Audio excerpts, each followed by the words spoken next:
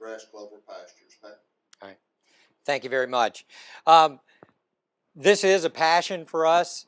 We've been looking for solutions for this for quite some time, probably at least 15, 18 years of my career work, looking for ways to achieve weed control in clover dominated, or where we want to encourage that clover in a pasture. What I'm going to do is I'm going to touch on the current options for weed control where clover is present. So I'm going to address that first, because we have to realize that where we are right now, this is the best available option. And then I'm going to go into some new technology that's not yet registered. But I think the best way to do is to almost take you on a virtual tour of what we're seeing from our research work, and talk a little bit about weed control efficacy. But clover is a very I don't know, just it's almost a mosaic across the field. So you've got to go to larger plots to really start to evaluate what kind of an impact you're having on the stand as a whole on a pasture. So where we're traditionally doing weed control trials that may be the size of 10 by 30 feet, we've got to increase that size. We've got to account for that variability that we see in the pasture. I'm going to look at it as far as an in-season weed control. So how does it perform during the first year of trying to reclaim a particular site? And then we're going to talk to you about some of these studies that we're starting to install, or have been installing for the last couple of years, where we're going to look at it over a 2-year period. So what kind of impact are we making long term on these? I love visuals. I guess I'm a visual learner. We homeschooled our kids, and so we use this a lot. All our kids responded real well to it. But if you think about the progression of weeds into a pasture system and what drives that, as Dennis was saying, there's some certain things that are kind of potentially drive the presence or absence of clover. And the presence or absence of weeds, many of those things are the same kinds of phenomenon. Drought conditions, overgrazing, taxing that particular pasture, you're going to drive it towards that successional change that wants to become, in many of our areas, wants to become a forest. And you're just going to drive it in that direction. You're going to drive it through annual weed introduction. We're going to start to look at more perennial weeds starting to come in, and then eventually woody plants. So as we push it across that way, there's got to be some way of taking it back to the early succession, taking it back to more of either a grass-dominated or a grass plus clover dominated system. Byron does a great job in his former, I guess several levels down, back when he was like at my level in the company. He used to give a lot of presentations, and he always puts it into this Western theme of the good being the good system, the bad, and the ugly. Okay, that's my truck driving into a site. Funny thing about this, the thread that connects all of those sites, especially the bad and the ugly, and I think even Byron used one, a really, really ugly. The thread that connects those is these pastures are pastures that are not being, the weeds are not being addressed because of the presence of clover. In fact, when I went to this site early in the year, I wondered if there was a high enough weed population to put my study out.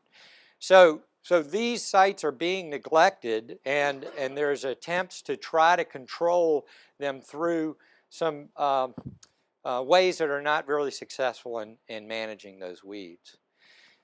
As we look, and we've done some informal surveys, much like the handout that was sent out today, you know, what are the reasons that you're reluctant, a producer may be reluctant to use herbicides in a pasture? And it all comes back to most of the time, and I think if you stratified this and started to talk more about like cool season grasses versus warm season grasses and separated that out, it would be even higher. But you generally are out 50% of the time, the producers are reluctant to use herbicides on a pasture as a result of the concern for the clovers, the resident clovers that are in the pasture. But what we're seeing is that many of these pastures have degraded to the point, that's where we look for trials. We look for them where there's very easy to see the treated and untreated side by side. So, you know, currently the options that we have, and I say currently, is to control the broadleaf weeds and take out the clover. So oftentimes when we get that question, what impact is this going to have on my clover? Well, we're going to take them out. And then there may be, depending on how far you are along on that successional change, it may take a couple of years of weed control practice to get that back. And then we start to look at, after that weed control is achieved, then we start looking at replanting based on an acceptable interval to get that clover back into the site. So this is a bit of an eye chart, but looking at this is an example of Grazon Next and actually Chaparral too. Looking at when can you make the application, and then when, after the last application, can you start to reintroduce clovers. So we generally look at this as being frost seeding time frame, that we're going to get that back. So if we're making an application anytime during that previous growing season up through August, then we can start to look at replanting those clovers back in the next spring. So this is just an example from the cool season grass. We have recommendations for the warm season grass as well. So the pursuit of clover tolerance and weed control. That's when, as I mentioned, this is something that we've been working on for a long time. There have been some limited successes. Oftentimes I may get a call from somebody. I was searching on the internet. I found out you have a product in New Zealand that controls weeds but doesn't control clovers, or it's used in Clover Pastures. And we'll find out, yes, there's one weed that they go after out there, and it's nothing like the kinds of situations that we're in. So, you know, we've been actively researching technology to fill this, because what we deal with generally are very diverse systems with a cross-section of many different types of perennial and annual weeds that we want to control. So there's elements of this new product that we can't really share as of yet. It's not registered, but there's, I'll be referring to this as GF 3731. GF just stands for Global Formulation. 3731 is that number that goes along with it. It is an innovative product. We're talking about a new active ingredient that's driven by a new active ingredient that controls broadleaf weeds, covers a wide selection of broadleaf weeds, and it's very selective to white clover. Okay. With this, we've looked at it in trials for over 5 years. We've had the success on seeing the weed control as well as the clover tolerance, and then the overall forage production, which Scott is going to be addressing when he gets up. There's a list of some of the key weeds that we've included. We're still building that list, but as of right now, it covers many of the perennial and annual weeds that we address in this part of the United States. Particularly, it's focused. Our research is kind of focused in this fescue belt. In addition, down into the southeast, into the Bermuda systems.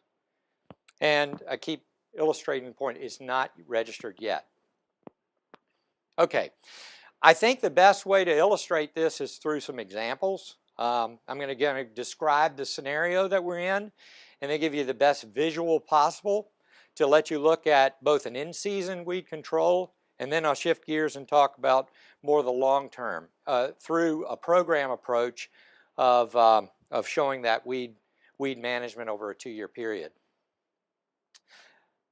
What I'm going to do is illustrate some of the treatments that we're going to be showing here over a 2-year period. So these were initially started in 2016, and then additional trials were put in 2017. So I'm going to talk about these ones that were initiated in 2016. Scott will share with you some of what we're seeing as far as forage production from the ones that were started later and in addition to one of these.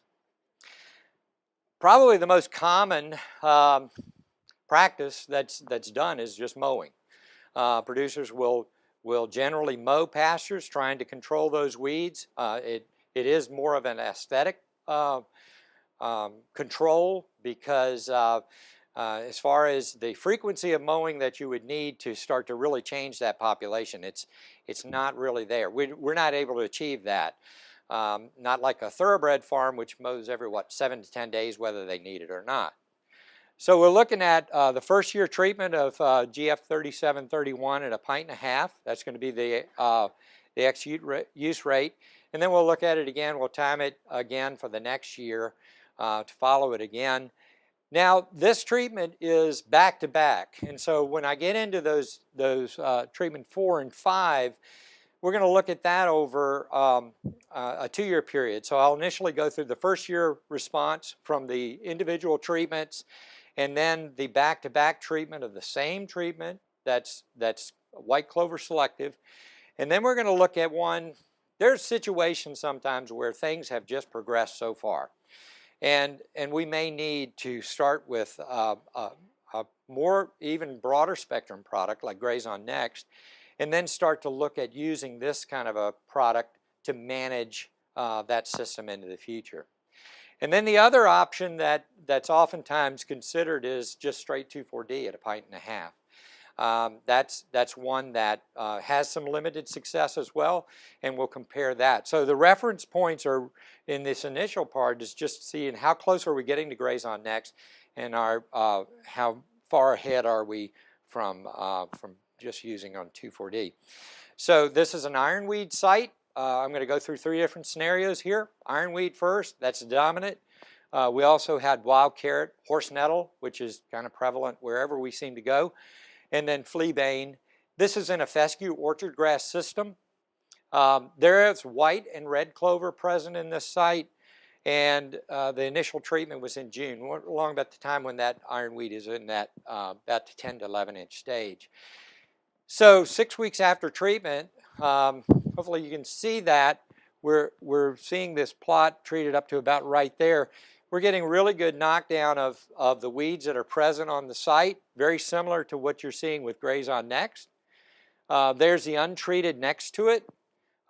So we're actually getting into flowering stage here 6 weeks after treatment, whereas the weeds are knocked down significantly. As a bar chart to illustrate what this looks like, we're comparing it here. Here's 3731. There's Grazon Next, and we want to try to see how close we're getting to that, and are we exceeding this 2,4-D performance? And we are. These are much more visual than they come across as far as the weed control ratings. And then the mowing just a temporary setback, and these all weeds start to come back. So as we look later on in the season, we're kind of closing in the end of the season. We've got very good control of the weeds. We've got clover still present in the site, and then we've got weeds maturing and senescing on the untreated. Dennis mentioned into warm season systems, and a lot of this is more the at this particular site in particular, looking more at a lot more of a Dutch clover, white Dutch clover. This is dominant, very typical of Georgia, musk thistle or biennial thistle weed problems with horse nettle, spiny amaranth. It is a Bermuda grass pasture, and the white clover is present. Application time is somewhat earlier. This is an area where Grazon Next is very, very effective and very widely used. There are very few producers, except in this case, that will just kind of avoid treating that site because of the presence of clover. And this is one that does. And this particular producer will mow it sometimes 2 and 3 times a summer. So we're looking favorable compared to Grazon Next. If you look at controlling some of these weeds, initially everything is looking pretty good. This is actually extending on out 13 weeks after application. And again, if you look at this period, we're actually looking very favorable compared to it. And then where mowing is employed, then you're starting to see the later weeds emerge like spiny amaranth.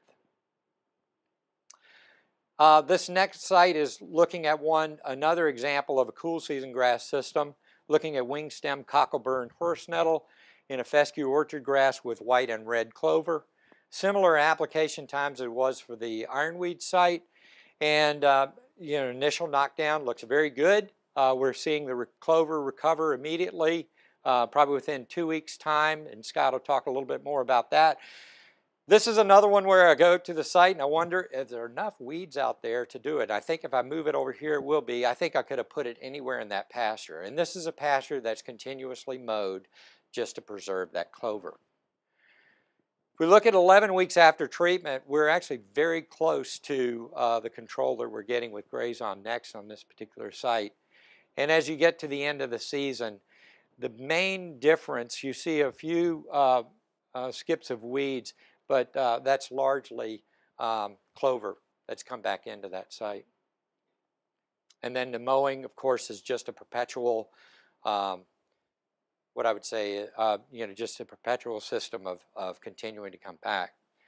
So if we look at this 2-year response now we're going to look at, I'll load the chart a little bit. There's the initial treatment of 3731. So this got a treatment in 2016. This one was applied in 2017. This one was applied back to back. So we went through the same site, the same plots over and over.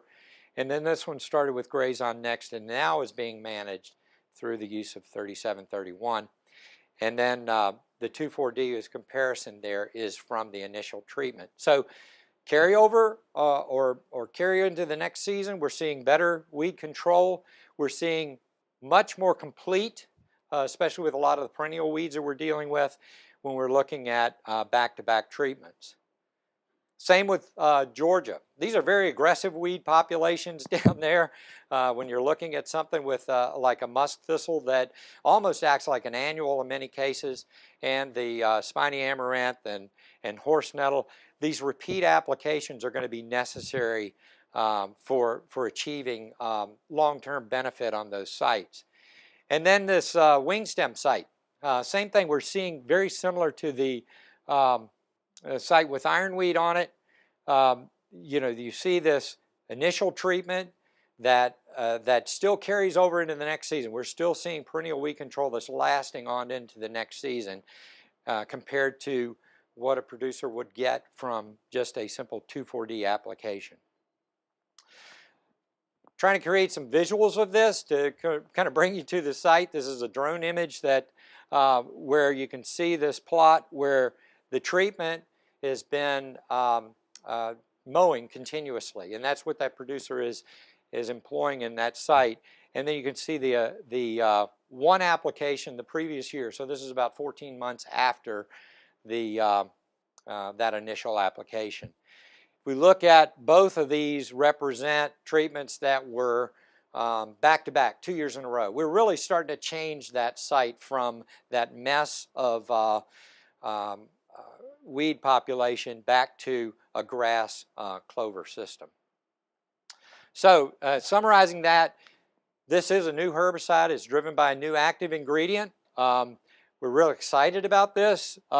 We've had 5 years of trials with this product that are showing great promise in these systems. We've used it in sequence over a 2-year period, and we're still seeing persistence of the clover, the white clover in those sites. And so for the first time, we're actually seeing something that's providing broad spectrum weed control and still maintaining a clover in those stands. Caveat, it's still not registered. So we're still working on that part of it. Let me just close with a couple of illustrations.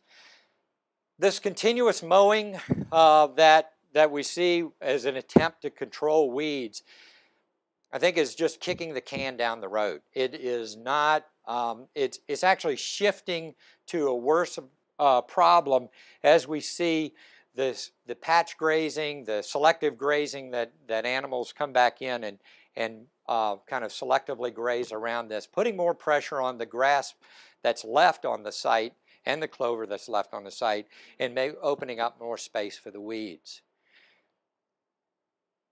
If you look at Graze on Next, that's a great tool for use now. You're still going to have to put the clover back. So until this new product is registered, that's still a viable option, and it is the best option that I see for weed control right now, especially in these highly degraded pasture sites. 2,4-D that was applied the previous year. What we're finding is that there are a lot of producers that just will not grab hold of this as an option, even though it's selected for clover. And I think that's because when you're looking at it a year after and it doesn't look like there was ever a treatment made there, it really is a discouraging investment that you've made. In contrast, when we look at 3731, 14 months, same timing of treatment, we're seeing much better perennial weed control, and we've got our clover back. You can see there's a lunch crowd there that's kind of hanging around the perimeter of the fence waiting to get in. And then this was a back-to-back treatment. Again, we're able to put out back-to-back treatments 2 years in a row. We're able to control many of the weeds and really taking a highly degraded site back to a grass clover mix. And it's really working quite well and still maintaining a very good clover component. But they will eventually break in. So just be patient. It's coming. So thank you. Thank you, Pat. Give me a big round of applause.